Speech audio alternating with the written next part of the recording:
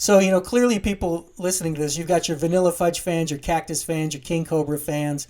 You're a wide topic. We haven't even got to Guitar Zeus or Rod Stewart yet, but I want to mention Blue Murder. This is a UK group you joined after Cozy Powell had left. And we have a listener, Gino Fratto, who's a pro drummer. He's based in Butler, Pennsylvania. He's a big Blue Murder fan. He says that your huge triplet bass drum fill that goes into the outro of Jelly Roll always gives him goosebumps. Oh, right. and I was drunk when I did that. Yeah, is that something you planned out, or did you just play that spontaneously? I just played it spontaneously. Yeah, cool. But on the whole Blue Murder album, we did the whole album to a click, so I wanted to go in and make sure that I didn't really duplicate a lot of fills throughout the album. Oh, yeah. So, if I did a fill that in the track, I go, let me go in and fix that fill. And I go in and I fix that fill. But that particular big, giant triplet fill going in to separate the two parts of Jelly Roll, there was like an up-tempo part and a down-tempo part. And I did this giant fill. I actually just did something like that on a Cactus track as well that we're recording now. And I used Jelly Roll as my basis for doing it. And I remember when we did that, we had the track down because it was starts with acoustic guitars and goes into like an electric part. We did it in two sections that connected with a click, but I didn't put the drums on until last. And we came back from the clubs in Vancouver. We had a bunch of strippers with us, and and just we're a bit out of it, drinking and probably smoking some pot and drinking. And John Sykes said, "Hey, Carm, go in and put the track down." We went to the studio, and I said, "No, I'm too drunk. I don't want to do it. Go give it a try." So I went in the studio and I cut the track, thinking I was probably recut it tomorrow morning or the next time we're in the studio. And I went in the next day and we listened to it. It sounded great, so we kept it. That's how it goes sometimes, man. You have those. That's the only time. I think that's the only time I was ever drunk and stoned and played a track in the studio that actually worked.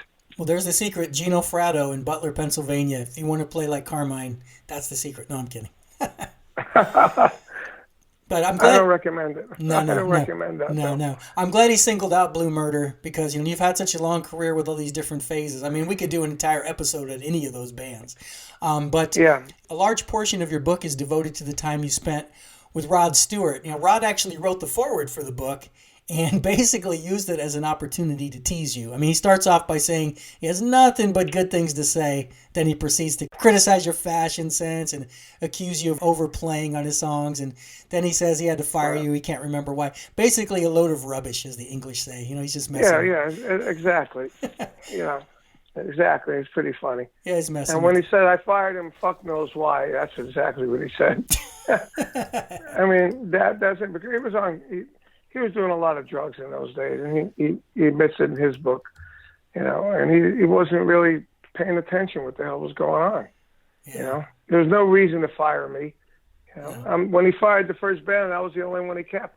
Yeah, that was, and that's the cool thing about your book, and people need to check it out. You go through all of it in great detail, so there's really no doubt. And I got to give the credit to my co-writer, Ian Giddens. He really keeps it compelling and keeps your interest in the book. Yeah, he was a great collaborator for sure. And one thing about Rod, you said that he paid very close attention to chart-topping songs by other artists, and he would occasionally want to emulate those songs. And, we said earlier in your career, you're primarily a drummer and a vocalist, but over time, you really developed as a writer. And Rod ended up recording several things you either wrote or co-wrote, including the huge international smash hit, Do You Think I'm Sexy, that originated with you and Dwayne Hitchings, as a response to Rod's request for a song similar to the Rolling Stones' Miss You. Right. So what I'm curious to know about that track is, before Rod wrote any lyrics for it, and it was like an instrumental bed, did you guys have a working title for it? No, we did not. I came up with the basic idea, and I took it to Dwayne, who had the same studio that we did that Jeff Beck People Get Ready thing. Mm-hmm. But this was before that. And, I knew Dwayne, from Cactus days, and he was a good writer, and he was a great keyboard player, and he had a nice little studio. So I knew if I brought it to him, he would make it sound more presentable to Rod than I would. Yeah. I didn't have a studio, and all I had was like a portable keyboard in my house, and I had no studio there. So we went in, and Dwayne took the chord changes I had, and he made them sound better.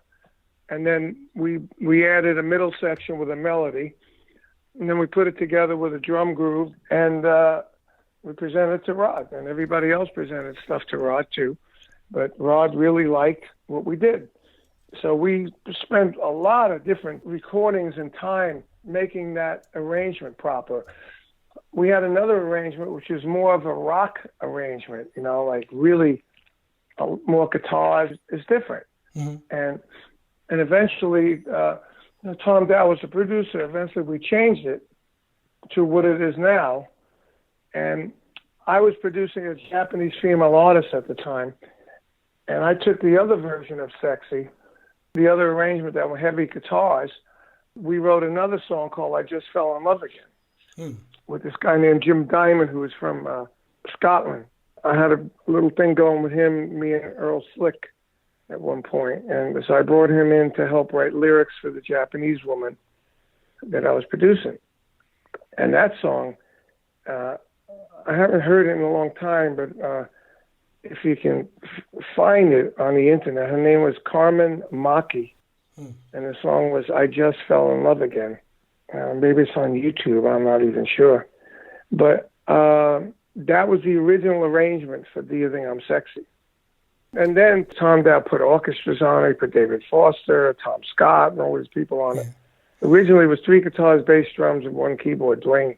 And it was pretty heavy sounding. Yeah. But then when you put an orchestra on it, we had to move it to a second 24 track. Mm-hmm. So we had 2 24 tracks and put all kinds of singers on it and all this. So when you do all that, the track itself shrinks. Yeah, of course. But hey, I can't complain.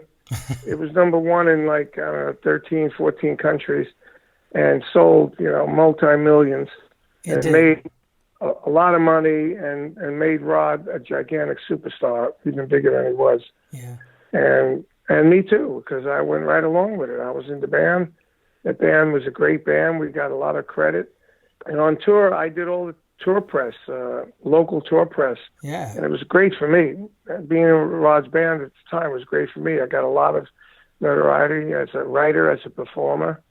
My image, my clinics from Ludwig were 30, 40 clinics a year. And when I go out and do clinics or even solo gigs, like I had a solo band, Carmine and the Rockers, when I was with Rod, I would sell out 2 nights at the Whiskey. I would do 800 people, 900 people in New York. I would do thousands of people in clinics. And, it was huge. It was huge. Yeah, I said that your career had ups and downs, and definitely the Rod Stewart years was a good time for you. And, that Tom Dowd arrangement with all the extra stuff on there, it was very disco-fied, but let's not forget it was 1978. That was only 1 year gone from Saturday Night Fever. So, Yeah, but hey, it went to know, we used to play it 2 times in the show with Rod. Right. We used to play it, in the middle, and then we'd play it again as a second or third encore. Awesome. And, you mentioned your original take on it being a lot more rock and roll. Well, thanks to our next topic, Guitar Zeus, which we're about to dive into, we don't have to imagine what that earlier version might have sounded like. You and Pat Travers put together a version of it. Of course, you're playing drums on it, but you're also handling the lead vocals in the verses.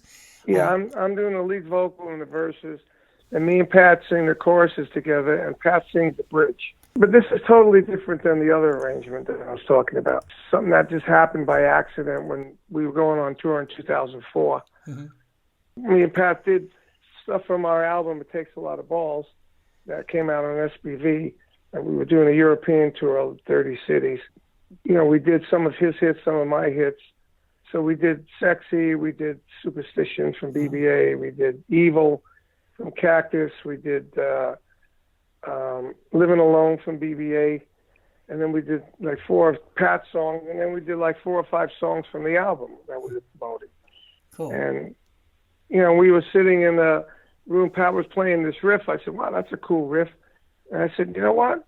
I think I could sing Do You Think I'm Sexy to that riff. And we had another riff at the time, and we tried it, and it worked. So we changed the arrangement to what Pat was doing, and we put the whole idea based off of that. It's this new arrangement. And then in 2006, when we recorded the Bazooka album, I said, let's record Do You Think I'm Sexy and keep it in the can until we could use it for something. Nice. And that something was the Guitar Zeus album. Yeah, well, I love it. All due respect to the Rod Stewart hit, for me, this is the one. I much prefer this one.